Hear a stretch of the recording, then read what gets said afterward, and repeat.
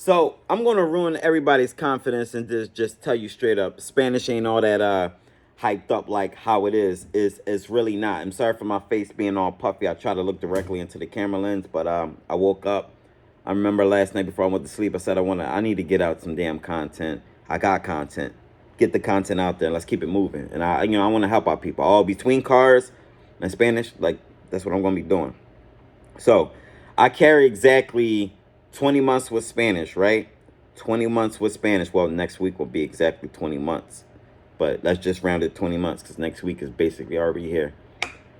So I've been learning Spanish for more than a year, like a year and 3 quarters basically. I got one more quarter left.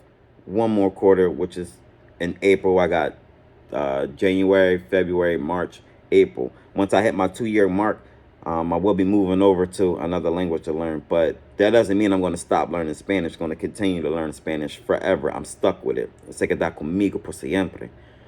Um, ¿Qué más? The process for me, it wasn't as easy to learn Spanish. Why? Because you're going to be dealing with a lot of complex sentences that just look extremely foreign to the eyes, to the brain. And for you to process it's not going to be the same. Don't expect to just jump in the water with Spanish and expect to swim. Yeah, 3 months, 5 months, 6 months, 8 months, a year, you might feel like you done something, nobody not doubting that or whatever.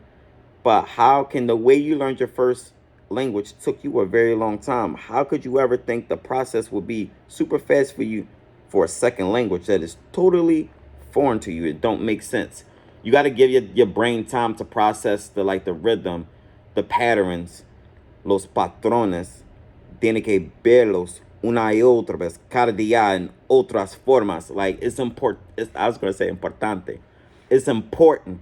You need to have a daily rhythm, a daily. Now I'll give out my key, well, my secrets. What I use mostly it consists of like a lot of reading. I have a grammar book. I've learned how to structure my sentence through grammar. I hate Google Translate. I never use Duolingo. I use Spanish Dictionary app, which does help me. It did help me formulate a sentence, and every now and then, if I feel like I say something wrong, I resort to that and I get corrected. But I'm not saying those translator apps are not always accurate. You'll know you accurate when you're talking to a native because you say something wrong and they'll correct you. So that's fine. I've spoken in a lot of groups. I used usé una aplicación se llama Hello Talkie, but más de Tandem. Es mi favorita. Y pasé un buen rato estudiando y hablando y practicando con otras personas que me ayudaron con el proceso desde el principio. Sí, perdón, principio. No me gusta eso. It's like when I gotta switch in between cuando tengo que cambiar entre los dos idiomas. Me cuento problema para hacer eso y por eso es lo que me pasó, perdón. Um, I learned to speak in groups. I remember I couldn't speak in the beginning. I could hear a few things, but they were speaking in full English. I ain't know shit. I didn't know nothing. Know nothing. Know nothing. When I realized I couldn't hear, I couldn't get anything, and I have vocabulary, but I cannot use the vocabulary. Why? Because everything is new to me. It's not going to automatically come to mind without translating it, like bleeding out the translation out of my brain. So stuff I begin to do, like I said, I begin to read like a storybook, and I got my grammar book that helped me with like the extra stuff and helped me sharpen up on how to say this correctly in idioms and other stuff, right? Otras cosas. But I read, spoke to people in groups, visited the Caribbean enough times. I got like a daily ritual thing was I'm fully immersed in the Spanish every day, all day, to the point is I don't know what's what anymore. I do both languages every day. I was in a group with the guy and he carried él llevó más tiempo que yo, como más que 4 años. Y tú sabes que yo llevo como casi 2 años, pero menos de eso. It's, you already know I said, I forget my damn number. 20 meses. I don't even remember in English either. 20 months. I gotta stop doing it. It's just better to stay in one English sometimes. It's just better that way. Um, so I don't know. I've done a lot. I'm probably losing my train of thought again. I've done a whole lot just to get this thing uh rolling. And one thing I for sure know is online how they tell you that you can learn Spanish in 30 days, 1 year, 6 months or whatever. That's not a realistic number. I'ma know that your vocabulary, you still got a lot to learn. I still got a lot to learn. But how I cram my information is in my studying methods. I have like I had a crash course basically, and I crashed hard on it. So let's bring up the guy again that carried 4 years, right? He carried 4 years of Spanish. Meanwhile, I carried 20 months, right? So I spoke faster than him.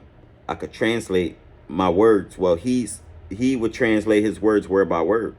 I don't do that with every word. I might talk slow, but it does come to mind automatically. I still do translate, but I don't know when I do it because it's an automatic process for me. ¿Qué más? Your speed is your speed, so you can't compare. That's the problem. Everybody don't have the same learning curve. Everybody's not going to get the same magic trick at the same time. Everybody's not going to tie their shoe at the same time. So if it take you 6 years to learn Spanish, if it take you 10 years, that's what it took you. If it took you 5 years, good. If it took you 3, that's good. If it took you 2 years, that's hell of a good. If it took you a year and a half, that's not enough, because you ain't gonna know all of that in a year and a half. You know how long you're gonna have to exercise your brain muscle for just to get the gist of it automatically. The whole thing with languages does take years to have. So just put in comparison like a child. You are a child. Start from scratch. You start from scratch, build your way up. You think kids don't get frustrated because their vocabulary is not complex? And you notice how adults talk to kids with a minimum vocabulary, right? Enough to communicate with them, because that's what they can understand. Don't mean they don't speak the language. Don't mean they're not fluent. Yes, they are fluent, but their vocabulary is not as complex as an adult. You gotta put yourself, the goal is to treat yourself like a baby. Observe everything a baby do. And if you could get that, I feel like you'll succeed a hell of a lot faster. And you need to be fully immersed. All that hanging out with your friends, going out to eat, spending enough time with people in English. Luckily for me, I was like dealing with like a breakup, right? Long ass breakup, right? And because I had that under my plate, like to deal with, it was just, I felt like I had time to do shit like that. I'm part of me proving myself.